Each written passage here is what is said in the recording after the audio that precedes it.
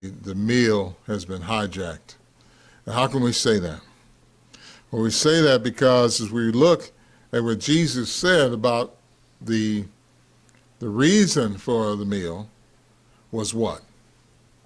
He said, keep doing this in remembrance of me.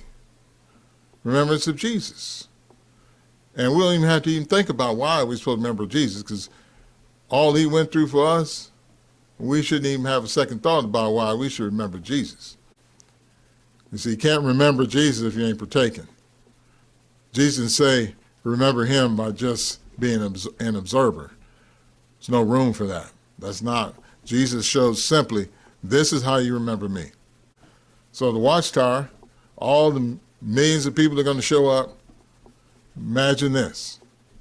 Now, most of them will do nothing that Jesus said to remember him. They won't do nothing.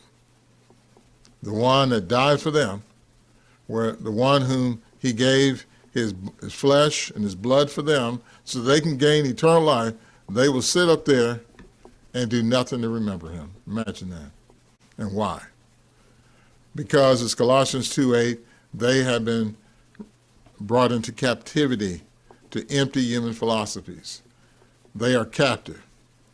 They're sitting there in their chairs in chains, kept from remembering Jesus, kept from doing anything in regards to this meal that Jesus said to remember him.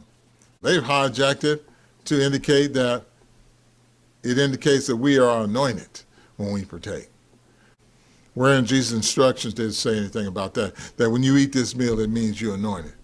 Nowhere does it say that.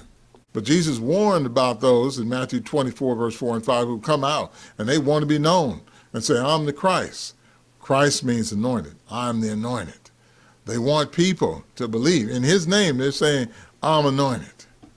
And that's what they want people to know. They want to make that definite announcement, and therefore they deceive others. And this is what they've done to the Lord's evening meal. All these years, people have just sat back and did nothing to remember Jesus, because the meal has been hijacked to make a declaration by ones who claim they're anointed. They've taken this meal over for something it was not intended to be.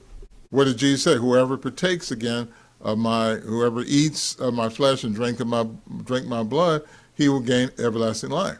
So you can't gain everlasting life unless you're partaking of the flesh of Jesus, drinking his blood. You can't get it without doing that.